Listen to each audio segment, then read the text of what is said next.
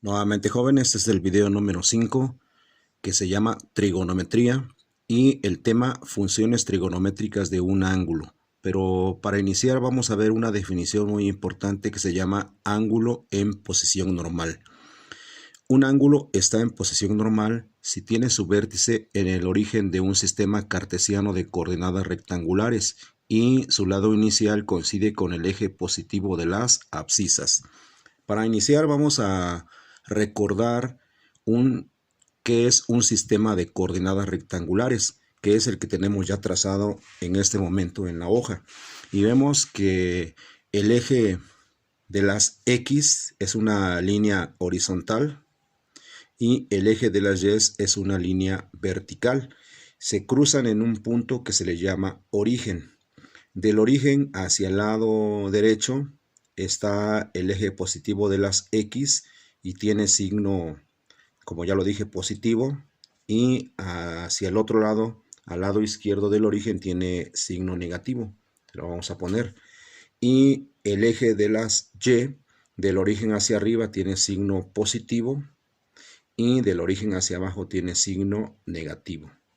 Y tiene 4 cuadrantes, como ustedes ya lo han de saber por temas de la secundaria. Pero bueno, al eje de las X se le llama abscisas y al eje de las Y se le llama ordenadas. Entonces aquí es abscisas y aquí es ordenadas. Entonces, así es como está marcado nuestro sistema de coordenadas rectangulares.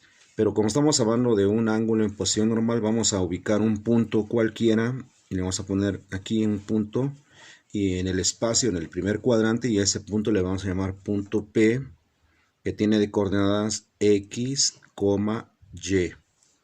Siempre cuando tracemos un punto en cualquier lugar del cuadrante, en cualquier cuadrante del sistema de coordenadas, lo vamos a ordenar de esa manera.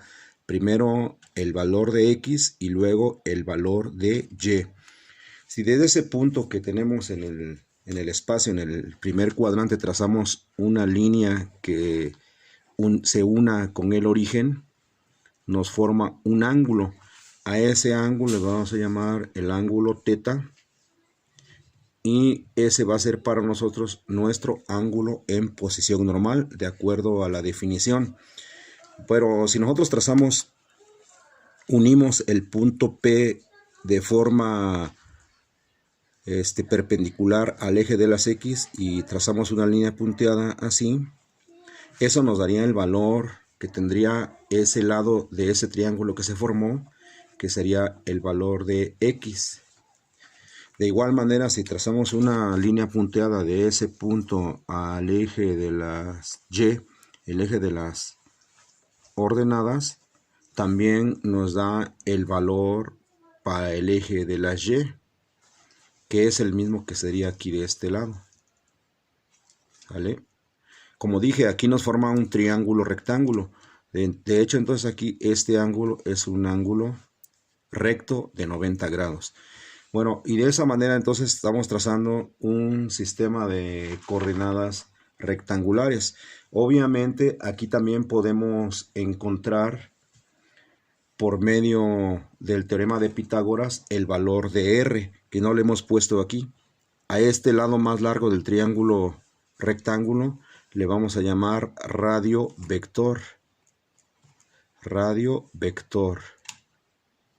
A este eje, a este lado, el valor de Y le vamos a llamar cateto opuesto.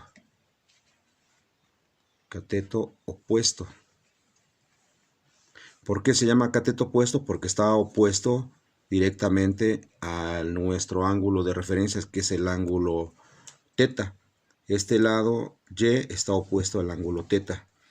Y este valor de X le vamos a llamar cateto adyacente. Adyacente. Porque se encuentra a un lado del ángulo de referencia. Entonces tenemos el punto O, que es el origen, el punto P, que es el punto que nosotros marcamos en el espacio, y a este punto que forma el triángulo rectángulo le vamos a llamar punto A. ¿Sale? Pues ya quedó definida perfectamente nuestro ángulo en posición normal y dentro de nuestro sistema de coordenadas. Como yo les dije, obviamente vamos a utilizar el teorema de Pitágoras para hallar el valor del radio vector, que eso no lo podemos medir. Entonces tenemos el teorema de Pitágoras, que es R es igual a raíz cuadrada de x cuadrada más y cuadrada. Como lo habíamos visto en el video anterior, el teorema de Pitágoras es la hipotenusa al cuadrado es igual a la suma de los cuadrados de los catetos. Pero aquí ya la tenemos despejada con la raíz cuadrada. O si ustedes prefieren, pueden poner r cuadrada es igual a x cuadrada más y cuadrada, que es el mismo teorema de Pitágoras.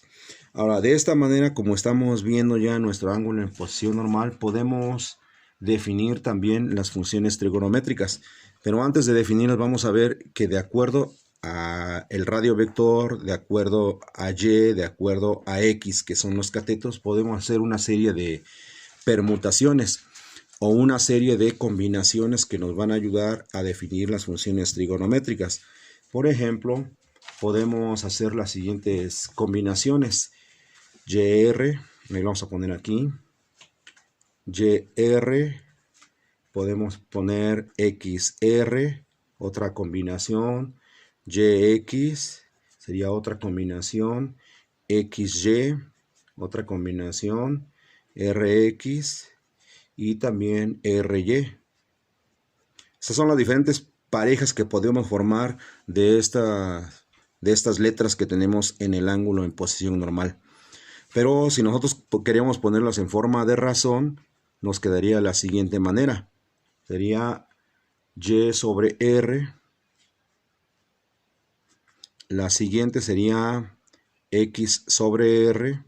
La que sigue sería y sobre x. Y así sucesivamente podríamos poner x sobre y, que es la siguiente. La siguiente sería r sobre x.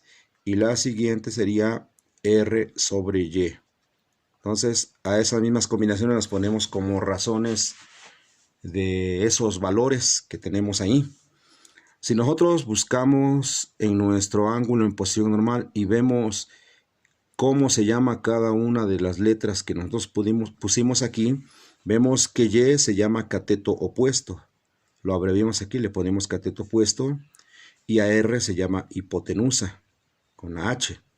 A la siguiente sería cateto adyacente sobre hipotenusa. La que sigue sería cateto opuesto sobre cateto adyacente. La que sigue sería X, sería cateto adyacente sobre cateto opuesto. La que sigue sería R, sería hipotenusa sobre cateto adyacente. Y la que sigue sería hipotenusa sobre cateto opuesto. De esta manera sabemos nosotros que podemos definir que a cada una de ellas les podemos poner el nombre de una función trigonométrica.